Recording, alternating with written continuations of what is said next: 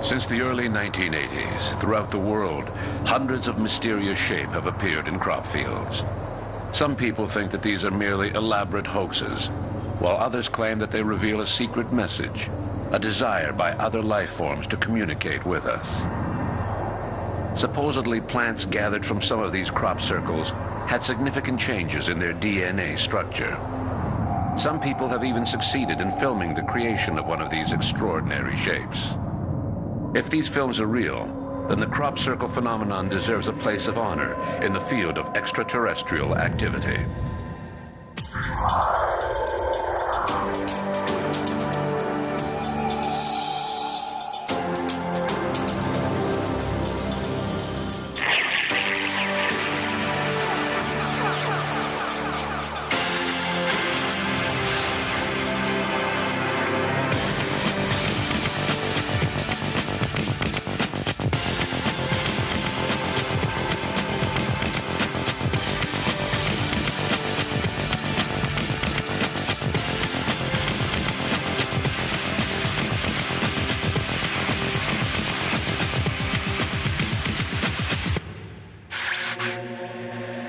Over the years, the UFO phenomenon has become such a large forum that we find hundreds of cases where the link with unidentified flying objects is more intellectual than factual. Such is the case for the cryptids, strange creatures, whose appearance in our world has been recorded in incredible reports. In 1990, Puerto Rico became the hunting ground for a predator that seemed to spring right out of a Lovecraft novel. The creatures primarily attacked small livestock, sheep, chickens, and goats. The dead bodies were drained of all blood. Hence the creatures were dubbed the chupacabras, which literally means goat sucker. Witnesses report that the 5-foot-tall creatures looked like gargoyles, with bat-like wings, sharp claws, and huge, bright red eyes. Well, the chupacabras really is, if, you know, whatever reality it has, which is very questionable, but it's certainly more in the area of Forteana, really, or cryptozoology, than UFO. There is no direct connection to UFOs. It basically is supposed to be some creature of some kind. In fact, you do find similar type of creatures in the Fortean literature. For instance, the Jersey Devil, right near this area at the turn of the 20th century. You look at the drawings of the Jersey Devil, almost identical to the chupacabras. And supposed to be a very vicious creature that, you know, chupacabras means goat sucker, right? And supposedly it attacks these animals and drinks their blood. It started in Puerto Rico a few years ago. Before that, even though if you go back to the literature in Puerto Rico, you do find in the 1970s, there was a serious man who was the founder of ufology in Puerto Rico, Lamarche, Sebastián Romiu Lamarche, and he was an architect, well-educated man. The foreword was written by Hynek. And he discusses many cases in the Caribbean. And among other things, he does talk about a wave that took place in Puerto Rico in the 70s of an entity that was known as the Vampire of Mocha. And the Vampire of Mocha is really the chupacabras, except that it's a little bit more sober, the drawing. You know, it doesn't have as many fancy things. But if you look at the drawings, it's obviously the same creature. So something appears to be happening there anyway. But this whole thing got really carried away, and you had this incredible sociological wave, which you can trace it as it goes south. It starts in Puerto Rico, where it gets incredible promotion. Then it moves to Mexico, where again, thanks to people like Jaime Maussan and others, it gets incredible publicity. And then it starts moving south. And in Chile, it reached really grotesque proportions, where they claimed that there was a nest of chupacabras, and this was all in like sensationalist websites on the internet, from Chilean groups and also from Chilean sensationalist newspapers, and they claimed the Chilean Air Force did a bombing, and they bombed the nest of the chupacabras. I have spoken to many witnesses throughout Puerto Rico For a number of years running, I've conducted investigations there. I've spoken to people who've seen this creature, which has been witnessed by dozens of witnesses in some cases at the same time. It's able to fly, it's landed on their roofs and terrorized them. I think the most compelling witness I spoke to was a police officer of the Puerto Rican police who caught one of these creatures trying to kill his dog. And he shot at it point-blank range with a .357 Magnum with a split-end bullet. And those bullets do a lot of damage. It did not kill the chupacabras, but it certainly spoiled its day. So, and it left a lot of blood, and the blood samples were taken away by forensic experts with the Puerto Rican police. And I've had a lot of help in Puerto Rico by civil defense officials who led me to that policeman. So, as far as I'm concerned, this creature is real. I don't know where it comes from or what its purpose is, but it seems to be a blood gatherer. It seems its essential purpose is to gather blood and other internal substances from our terrestrial animals. So that's basically, in brief words, I can tell you about the chupacabras. I think there is something, if you look at Vampiro de Moca, and also in Puerto Rico initially, there was some veterinarian reports, you know. But beyond the original reports, the problem of the chupacabra wave is as it moves southwards, there was absolutely no forensic analysis. It was all media, eyewitnesses, in some cases eyewitnesses, I mean, there were dead chickens and things like that, but, you know, it could be explained in many various predators and so on, or perhaps not. But the problem is that they were not proper forensic. And when it comes to cattle mutilations or mutilations of animals of any kind, you know, then you absolutely need forensic analysis of the carcass. Otherwise, you're not talking of serious research. Towards the end of the 1990s, as the chupacabras were becoming more and more well known in UFO circles, although their link to UFOs was mostly speculation, another creature appeared on the scene. This new creature appeared in Varginha, a small village in Minas Gerais, about 180 miles north of Rio de Janeiro, Brazil. I think one of the most important cases of the 1990s is that involving the creatures which were captured by fire department and military army officials in Varginha, Brazil, on January 1996. This has got a tremendous amount of witness testimony. Not only that, but many of the military witnesses have come forward and allowed their names to be used. Some of the medical personnel who handled the creature have come forward. It started one day in January 1996, and three witnesses actually saw a creature, a strange creature, cowering, apparently wounded or something, a very bizarre looking creature. Eventually, to cut a long story short, fire department officials came along, the army came along with nets to capture the creature. Another creature was captured elsewhere. They were taken away by the army to one hospital and then another hospital, and they were both given physical examination. One creature died and was autopsied, and the autopsy was conducted by Dr. Badan Palhares.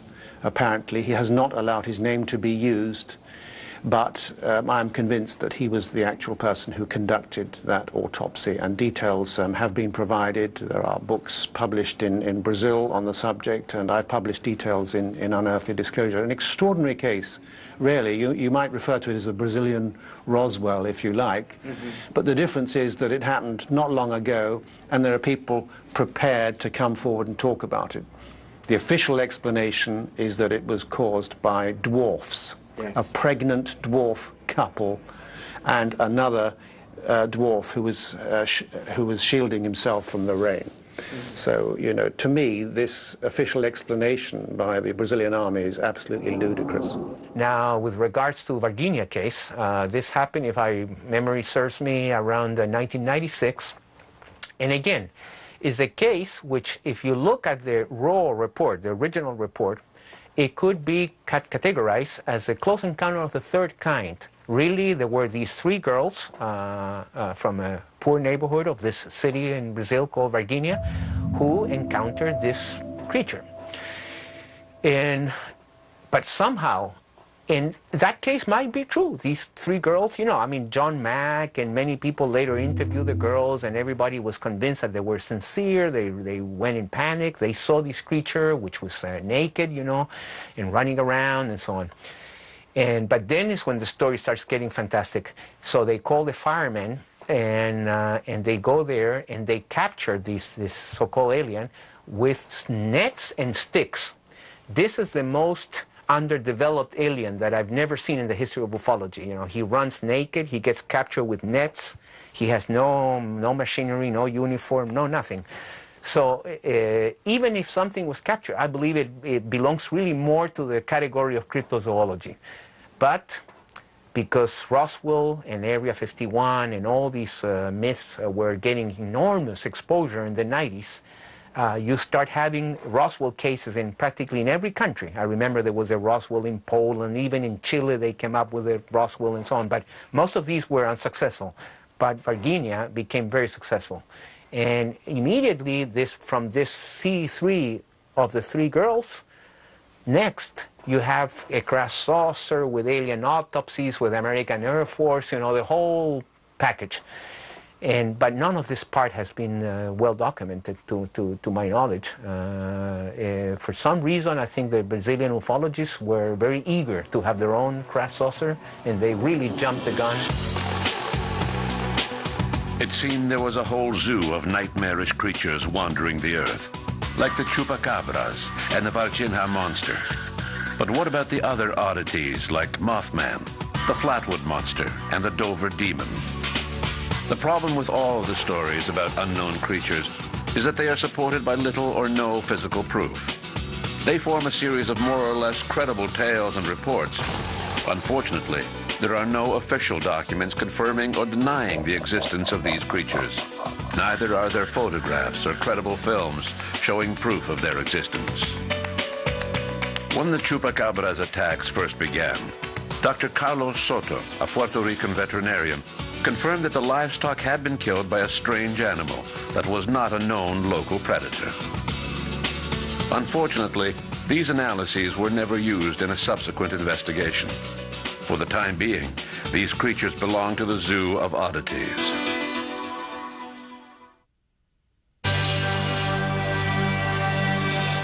Each year, hundreds of livestock are mutilated in both the United States and Canada, and in some European countries as well. Obviously, most of these deaths are blamed on wolves, coyotes, and even birds of prey, such as buzzards. But behind the obvious cases, there are a series of mutilations that are not so easily explained. In some cases, animal parts have been removed, such as the anus, the reproductive organs, the eyes and the ears, and this appears to have been done with surgical precision. In several cases, especially those involving cattle, the animals were literally drained of their blood. These mutilations are so intriguing that some people are quick to blame them on extraterrestrials. The whole animal mutilation phenomenon is very disturbing, and I've seen some very in-depth work that's been done, for example, by the National Institute for Discovery Science in America, with detailed forensic reports showing purportedly unusual cuts, perhaps made by a high heat source, such as a laser. There's apparently been a lack of predation with the carcasses, and some suggestion that the bodies have been exsanguinated. What all this means, I don't know. During my 3 years of work on the UFO mystery, I made contact with somebody in our Ministry of Agriculture, Fisheries and Food to see whether we were having cases like that here in Britain. There were a few suspicious deaths, but I believe that these were generally being put down to perhaps another mystery, the mystery of the big cats supposedly running wild in Britain. lynxes, panthers, even lions, sometimes seen in the wild.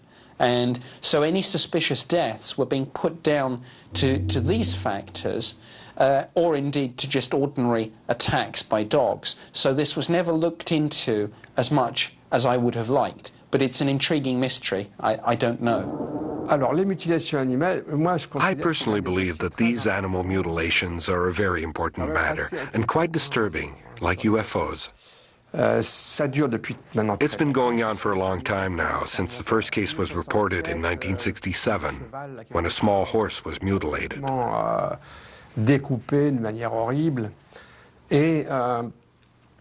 There was an increase in this type of phenomena during the 1970s, with 1975 being a particularly rough year. Local authorities demanded an investigation. The FBI was not interested in investigating the matter and turned it over to a retired investigator named Rommel, who turned in a report stating that it was being done by birds of prey. But if we examine the matter more closely, we can see that his conclusions don't hold water, since some of the mutilations were extremely bizarre, as if the cuts were made with a laser. In one case, the skin was cut open along the entire length of the head. Birds of prey are not capable of doing that. Endless cases have been piling up, and rural residents are concerned. The occurrences have been primarily in the United States, but there have also been cases reported in Canada and in Europe, particularly Northern Europe, places like Scandinavia and Great Britain.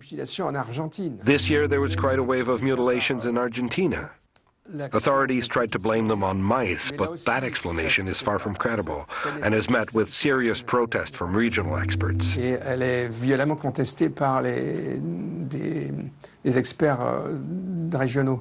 One theory is that they're actually secret military experiments.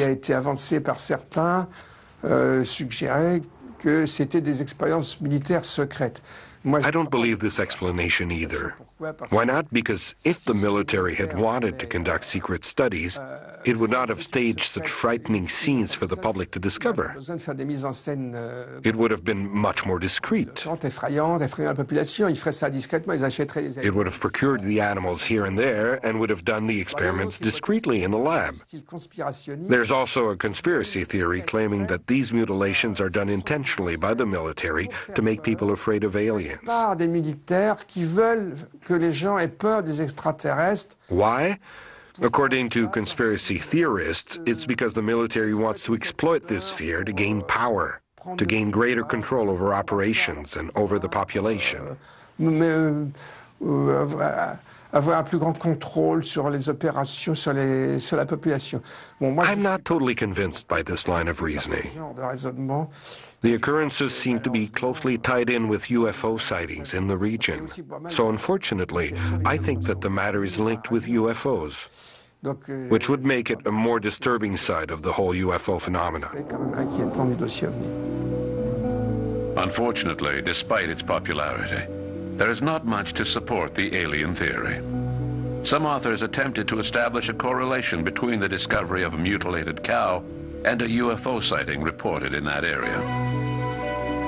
But that's where the correlation ends between UFOs and mutilated animals. In fact, these coincidences, and there is no reason to believe that they are anything but that, occur quite seldom. If we consider the fact that animal mutilations date back to the late 1960s, of all the theories proposed to explain the animal mutilations, the one involving extraterrestrials is the most unlikely and least documented. I have personally only examined 2 or 3 cases myself, and I am puzzled. The ranchers and owners of the carcasses were very confounded by what they had seen. They did not have an explanation as to what had caused the death or the decay of their cattle. I'm not a veterinary pathologist, so I'd have to defer to one. And when I talked with veterinary pathologists in Canada about what was being reported, it was their opinion that what was being seen and found were simply carcasses caused by natural decay, natural deaths, and perhaps some deaths by predators. They did not see a body of evidence. Yet, today, there's an excellent researcher by the name of Fern Belzile in Alberta who is a rancher of some repute and a very good investigator, a rancher who knows what happens to cattle. And he has seen many, many unusual carcasses and is convinced that there is something more to the cattle mutilation phenomenon than simply predators or natural deaths. As for myself, I still do not see a connection with UFOs. But I believe it's an interesting phenomenon that is probably worthy of study, but I would like to see more veterinary pathologists get involved, because at this point most of the people investigating cattle mutilations are UFO researchers without a background in veterinary pathology, and it is those people whose expertise I believe would have the ultimate authority. Another theory proposes that it is the work of small groups making animal sacrifices, but this theory must be rejected. In general, satanic cults that make animal sacrifices tend to use small animals like cats, dogs, and goats. If the mutilations are being done by humans, we have to look elsewhere, not in these cults. Could it be part of a vast secret operation orchestrated by authorities? To even give this theory a second thought, we would have to entertain several speculations. For the purpose of this exercise, let's imagine that agents working for a covert branch of the government are performing complex tests to study the behavior of certain gases to prepare for future chemical or germ warfare. These gases would be dumped into the air. Then, a few days later, a commando of specially trained forces would show up to remove skin samples from livestock. This scenario, which borders on paranoia, may not be as wild as it appears. We recently obtained secret documents from the archives of the FBI, which state that some of the livestock were found with high doses of the insecticide atropine in their blood, which is a tranquilizing drug. Another report suggested that these mutilations were being done to test the effects of vitamin B12 or other toxins in the lymph node system. As compromising as this speculation may seem, the documents appear to point in one direction. Interestingly, in its official report released to the press in 1980, the FBI, who had been contacted by the governor of New Mexico to examine the mutilation problem, concluded that they were essentially the work of predators. There was no mention of toxic substances found in some of the dead animals. But if it was done by agents working for the government, why would they be using farmers' livestock? Wouldn't it be more discreet for them to use government property and animals? These are a few of the questions that remain unanswered at this time. Questions such as these will no doubt continue to generate wild conspiracy theories. In the early 1980s, a new odd phenomenon captured the interest of UFO groups: crop circles. At first, they were described as circles of different sizes, found early in the morning in fields of growing crops. The plants had been flattened without the stalks having been broken. Some claimed that this was proof that they were not a hoax. Oddly enough, the phenomenon seemed to be happening only in southern England. Then, while scientists were trying to come up with models to explain how mini tornadoes could produce such an effect, the crop circle phenomenon took on a whole new dimension. Instead of circles, fields would be marked with geometric shapes that became more complex over time. It could no longer be discounted as a natural phenomenon. Whatever was behind these shapes, it obviously displayed a great ability for transformation and a high level of intelligence. In 1991, while some people were seeking a secret message behind these shapes, a news item was released that shocked the world. Two retirees, Doug Bauer and Dave Chorley, said that they were the ones who had started the crop circles. They had supposedly made their first crop circles in the late 1970s using a board attached to a rope. The press had not mentioned it at the time. Once several crop circles were created, the media became interested and spread the news. As is often the case with this type of story, Doug and Dave's confession did not convince the entire world. What's more, those who believed that there was a higher meaning to the crop circles were quick to point out that the two retirees were paid close to $2,000 for their scoop. One of the sort of new faces of the UFO phenomenon in the 1980s onwards was the emergence of crop circles, particularly around the slopes and hills of the southern England, around Warminster indeed, where the British UFO stories were born virtually. And of course they were then reported in other countries, and indeed right across the world they've been reported. It's a very popular phenomenon. It's actually made its first movie in Signs recently and so on, and it has been quite well investigated. I've spent 2 or 3 years investigating crop circles all over southern England and so on, and indeed in Sweden when I was working in Sweden with a Swedish researcher. What I think is important about crop circles is that there was a belief that a crop circle could not form naturally. And there are still people who say, well, the crop is bent in a way that it grows in a certain way that's not like a simple mechanical pushing and so on. And there seemed to be that kind of evidence. Then there were some tests, and particularly by a BBC, a chap in the BBC here called John McNeish, who went out with the people who had confessed to hoaxing a lot of crop circles, Doug and Dave, they were known as. He went out with them and he challenged them to do all the things that the crop circle believers said couldn't be done naturally. He said, can you do a straight line for 1/4 of a mile? They did a 1/2 a mile. Could they do this? Could they do that? And the fact is that whether crop circles are being done in microwave energies or UFOs, test beds or whatever else, the fact is that these people could create perfect crop circles. If it was nothing more than a series of hoaxes, then how did the perpetrators get into the fields without leaving a trace behind? Mystery lovers enjoy questions such as that. Between 1989 and 1994, a small group of French investigators called the Northeastern Committee of Ufology Groups, or CNEGU as it was known, visited southern England repeatedly to study the crop circles. The researchers did not take long to find a human explanation for the phenomenon. Gilles Munch found no mystery in the lack of traces near the crop circles.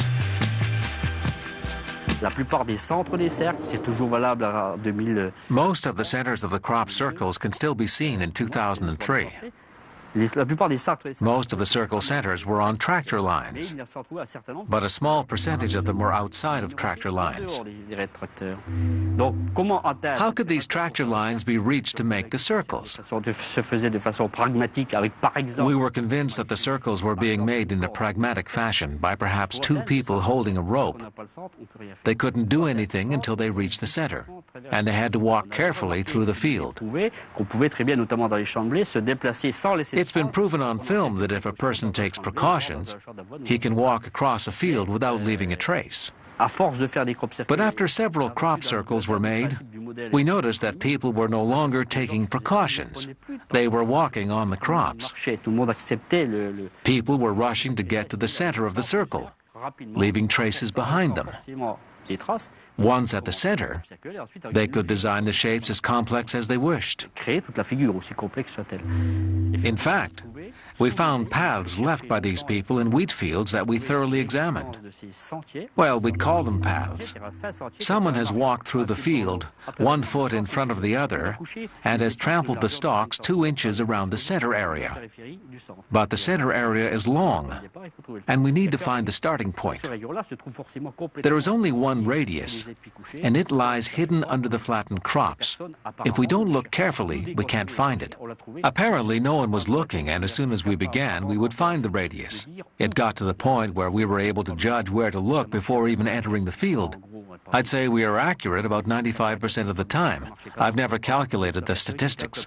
The times that we didn't find it where we expected to, it was usually a bit off to the side. It was a random variable that led to this error in logic. From then on, there were hints other than the paths, but they were the most revealing. First of all, with crop circles, I first looked at a ring or patch of vegetation associated with a UFO report in Canada in about 1975. This was long before crop circles were commonly referred to and found in England. In fact, in England they did not start until about 1980-81. But I was not at all impressed with some of what I had seen.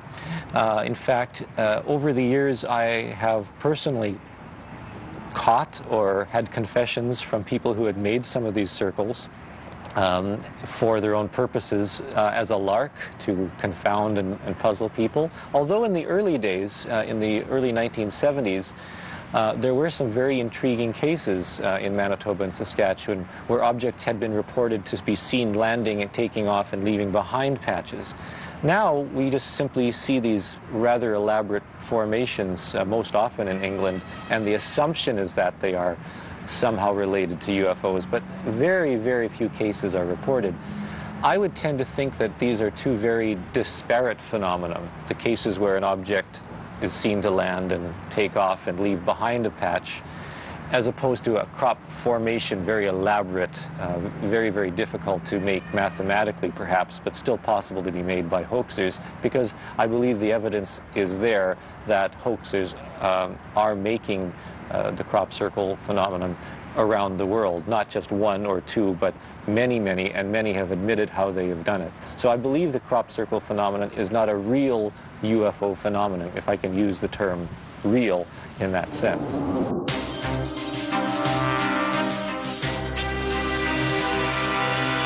To prove that crop circles are an extraordinary occurrence, several people quote American biophysicist W.C. Levengood, who claims to have found significant differences between plant samples taken from inside of a crop circle versus samples taken from outside of the formation.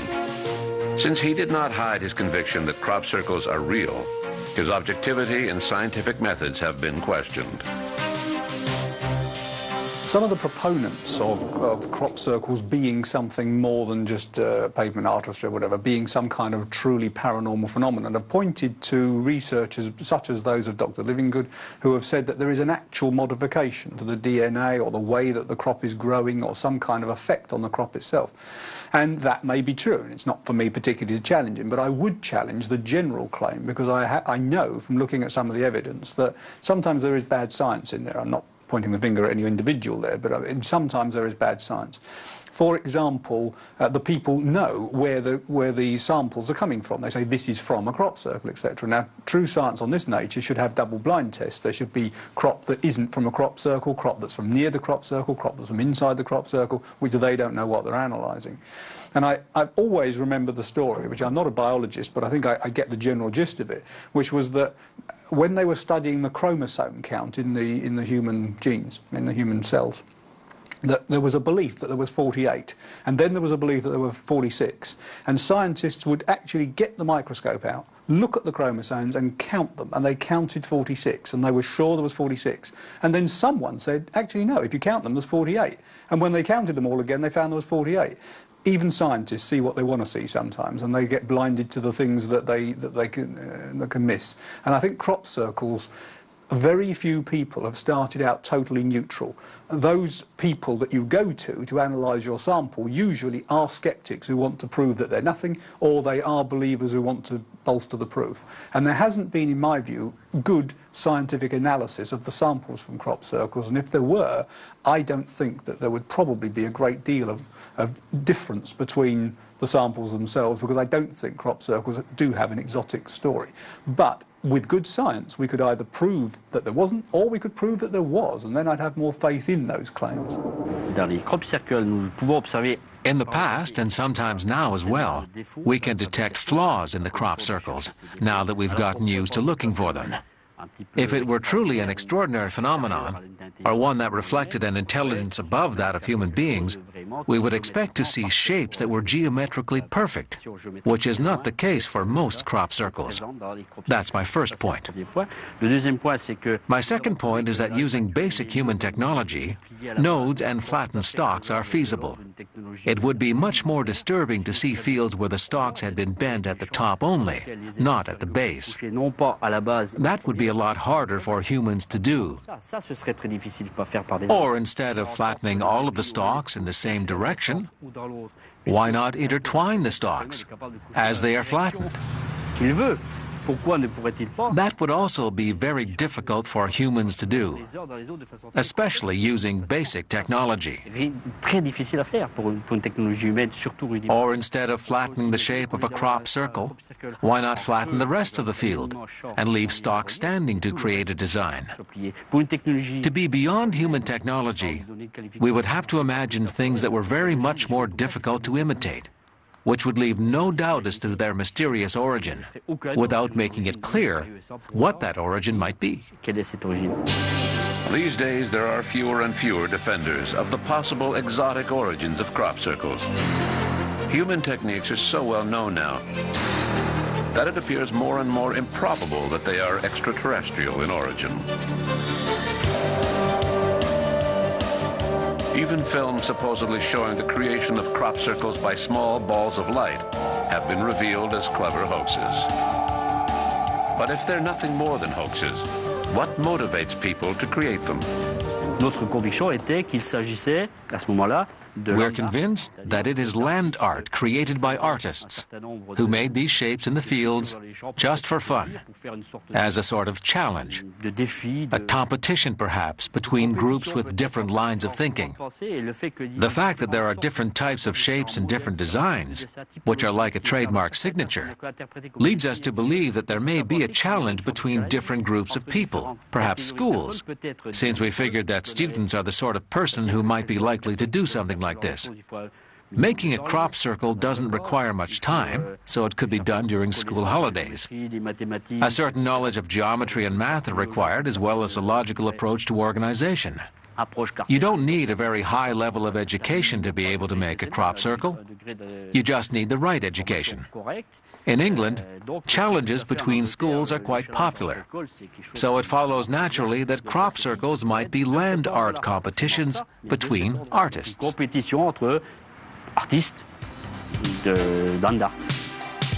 Since the confessions of Doug Bauer and Dave Chorley, other artists have come forward. These teams of crop circle builders, such as the Bill Bailey Gang, Merlin and Company, and Spider-Man and Catwoman, are now well known by the British press. In November 2000, one of these artists, Matthew Williams, a computer technician, became the first crop circle creator to be fined for having damaged a field. Proof that fame has its price.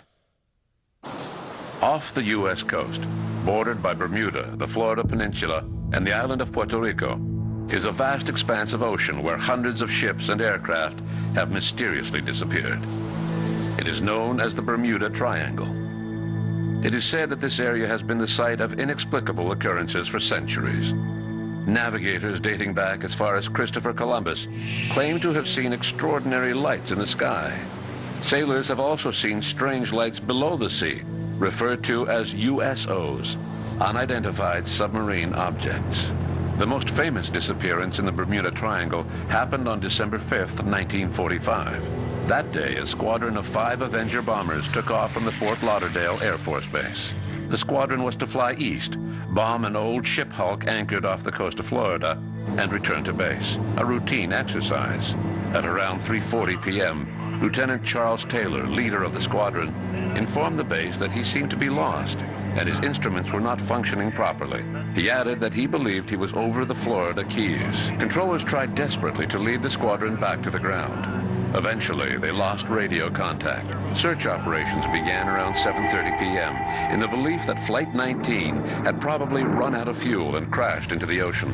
As if the loss of the squadron was not enough, the seaplane sent out in search of Flight 19 exploded off the coast of Fort Lauderdale. The final count for that fateful day, 27 men disappeared, and 6 aircraft were lost, 5 Avengers and 1 Martin Mariner.